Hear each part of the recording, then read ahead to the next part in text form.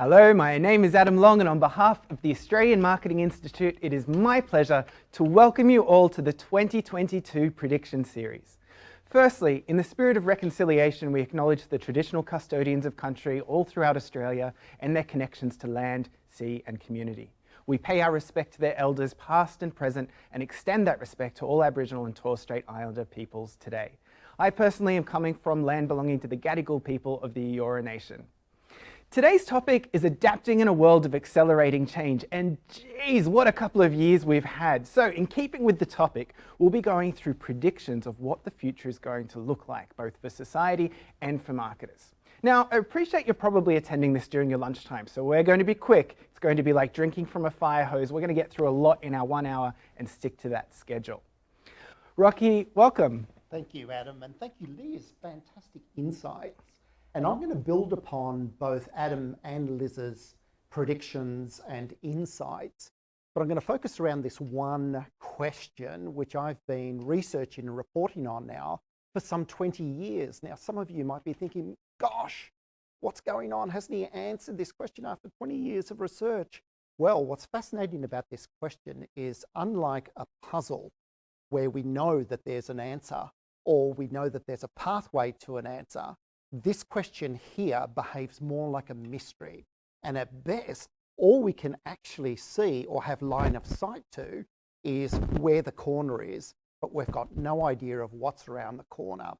Now, what's good about this is after 20 years of research is I actually have developed a formula, which I'll share with you at the end of the presentation. So I want to introduce you to two wonderful words which I'll explain this presentation through, which have profoundly shaped and changed my life. The first is Youthquake. Now, Youthquake was the 2017 Oxford Dictionary Word of the Year, defined as a significant cultural, political or social or technological change associated by the influence of young people. But here's the thing, Youthquake is in fact not a new term or a new word. It was first termed by the editor-in-chief of Vogue magazine in the mid-60s to explain the significant shift that had occurred during that era. And so here's the idea that I want to seed with you, and that is that what we now know with the benefit of history is that from that first Youthquake in the mid-60s, we saw the explosion of consumer credit. We saw this unquenchable thirst for the improvement in living standards, an unquenchable appetite for white goods, cars, home ownership, all of these things. And so the idea here is we need to be thinking about what opportunities are going to come on the back of this Youthquake that we're now experiencing. Now, here's also another really interesting point. It's by no accident that we are now seeing a resurgence of this Youthquake, because who were the parents of the current millennial demographic to which this ascribed to? It's the baby boomers who were born in the 60s. Now, the second word that I'd like to introduce you to is a beautiful word. It's a beautiful 19th century Latin word. It's my life word called Jundescence. Now, Jundescence is defined as the constant state of youthfulness. And the idea that I'd like you to think about here is that survival for you as a leader, as a professional in marketing or your organisation will no longer be based on your organisation's size, its reputation, because we are now living in a world of accelerated change. And so your organisation's capacity to adapt is in fact what's going to define its success. And this is what I refer to as the 50-20 conundrum. Now, the 50-20 conundrum goes like this. For every 50 years in between industrial revolutions, the average life of a Fortune 500 company has declined by 20 years. So back in the 1920s, the average life of a Fortune 500 company was 65 years. Today, that's now down to 15 years. And so the question here is, out to 2030, what's that number going to look like? My prediction is it's going to be in single digits and below where it is today. So today I'm going to talk about three forces that are within your control and three forces that are outside of your control. We're going to talk about what I refer to as the new economic physics, and we're going to talk here about business models. I'll then talk about the programmatic decade, and this is where technology is now becoming embedded within our lifestyle processes, and many of which Liz and Adam have talked about. And then lastly, we'll get on to some predictions. But I'm going to contextualise this into 3 disruptive forces that are outside your control, and that is demographic change, the 4th industrial revolution, and emerging technologies. So let's kick off. Because we're marketers and we're people-centric and customer-focused, let's talk about demographic change. Now, there's 2 really important parts of the spectrum to think about here, and I contextualise this in terms of describing it as intergenerational disruption. We've got the rise of millennials at one end of the spectrum, and we've got the ageing population at the other end. Now, how this will manifest and play out over time is that we'll see flows of all different types occurring intergenerationally. So, for example, when it comes to income production, millennials have now become the largest producer of income, and so their proportionate capacity, proportionate representation of the workforces increases from what it is 2 in workforce today to 2 in 3 in the workforce. We've talked about the future of work, right? 40% of millennials don't want to work for a paid employer. And so this is now really quite interesting, because it is really flipping around the question to sort of say, well, what is work? And how do we design and organise this? Now, there's no better place in the world to be than Asia Pacific, because Asia Pacific is home to approximately 58% of millennials, and it has now become the epicentre of economic activity. Now, at the other end of the spectrum, we've got to think about the ageing population. Now, Canada, the United States, Japan, Australia, and the EU have the lowest proportion of working age people relative to those that are in retirement, and that's measured by the age groups of 25 to 65 being of working age, and then those 65 plus being of retirement age. Now, if you look at the trajectories here, what this shows is that we will continuously be going in decline in terms of the proportionate people who are earning income versus those who are in retirement. And this is going to pose governments and labour markets significant challenges. Now, Australia already has a productivity issue. We've known about this for a decade now.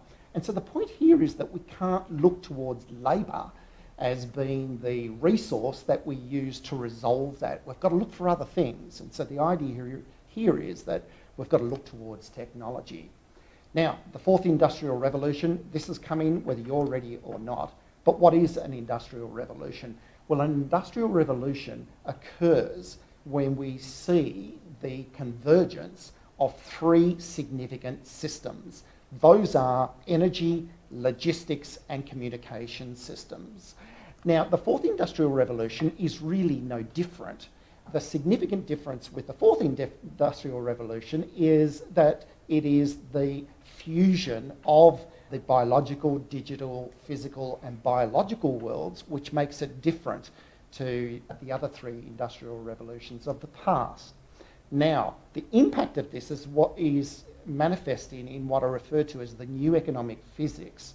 Now, Adam talked about exponential change and exponential organisations.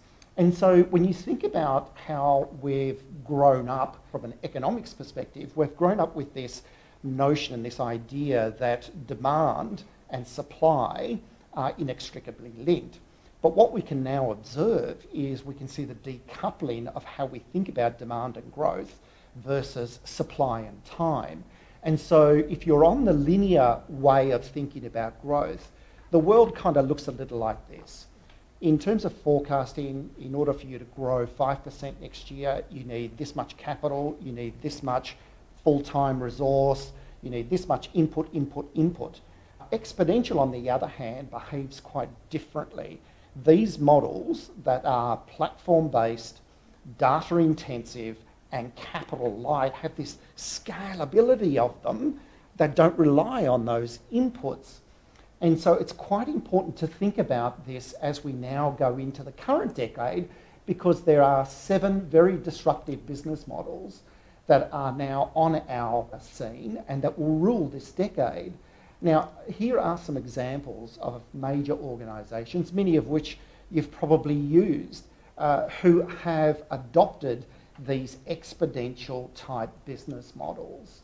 Now, when we look at these business models, often we talk about these companies as though they're tech companies. They're not tech companies, they are data companies. What is being disruptive here is data. Now, what's fascinating is when we ask executives the question of what technologies do they think is going to be the most disruptive over the coming years, here's the list. Now, what's fascinating though is that the common denominator amongst all of those technologies is data. Now, this brings us to the question of then, how ready is your organisation to compete analytically? Now, 2 wonderful researchers out of Harvard, their names are Davenport and Harris, and I'd recommend their readings to anybody. They developed a maturity curve and a maturity model which looked at how do organisations move from being, let's say, analytically impaired, as they describe, which is inability to use or understand data in any way, to being a stage 5 analytical competitor. And a stage 5 analytical competitor can be thought of as an Amazon, a Google, any one of these kinds of organisations. Now, in their study of 380 plus organisations in the US, who they got to self-assess themselves on this criteria, they found that about 80% of the organisations were in stage 1 or stage 2.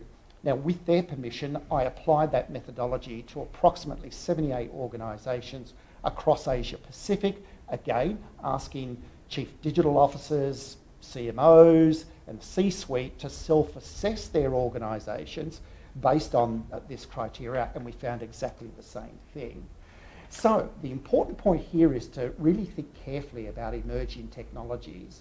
Now, emerging technologies are what I refer to as the programmatic group of technologies where we see the fusion of our digital, physical and biological worlds.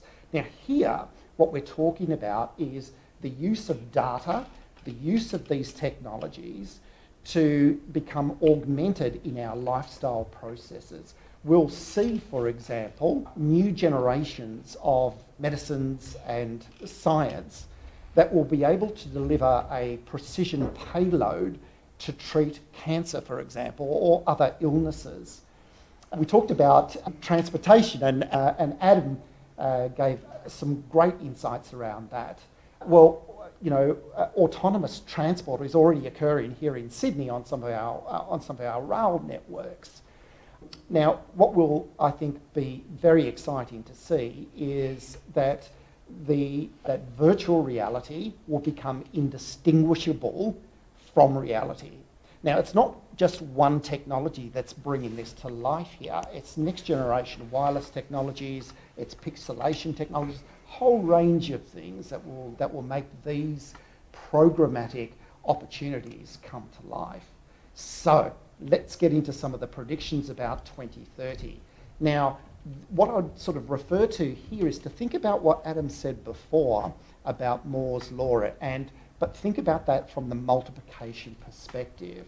Now, what I'll show you is the proportion of people who expect that in 2030 they're going to be experiencing these things. People are going to be expecting, beyond their Fitbit or beyond their shoes, they're going to expect to have clothing which is going to monitor much more of their physical performance and mental performance than what they do today. We will have guardians who will protect and watch over our data and our privacy. We'll have community bots just like we have Neighbourhood Watch today. 82% of us are expecting that our technology will help us live more sustainable lives. In the home, as Liz mentioned before, we expect to be working, and work will become much more incorporated within the way we live our lifestyles. We'll have virtual assistants who will be able to help explain things to us which are possibly not clear today. When it comes to connectivity, we will have the world awash with connectivity, not just about 5G. This is about the thousands of satellites that are now going up and constellations of satellites that are now going up by groups such as SpaceX, as OneWeb in Europe. But with all of this, there's also going to be baddies, right? There will be a never-ending pursuit of people that will chase our data and try and exploit it in some way. As Liz mentioned, you know, when it comes to content creation, we'll play a much more active role in that. And of course, there'll be the bossy assistants who will be directing and managing our lives. So that was the inside-out view. Now let's have a look at the inside-in view. We know that the way we're going to experience the world, the way our environments and spaces, as Liz mentioned before, buildings and the purpose of spaces are going to change, and the supply chains and digitalisation will as well. So this is a blueprint for what a successful organisation in the fourth industrial revolution is going to look like. At its core is what I refer to as a central cognitive data intelligence. In other words, the heart of the organisation is about its data.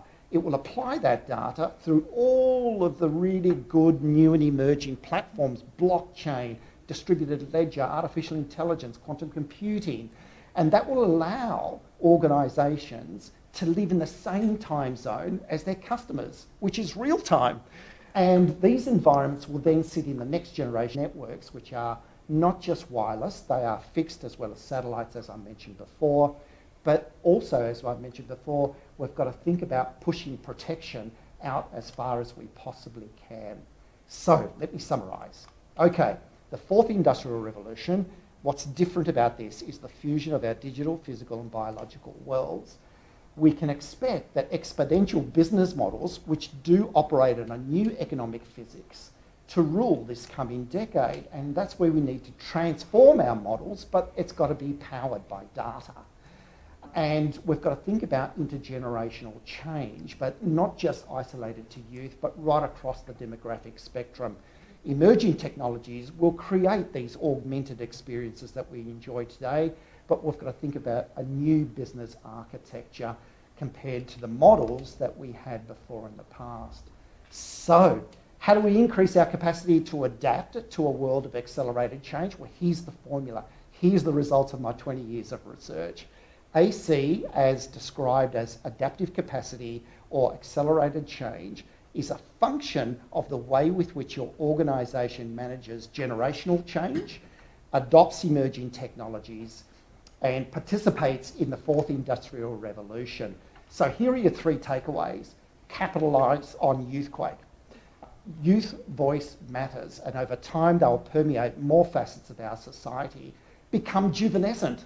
The way with which you adapt will be and respond to things around the corner will be the key to your success.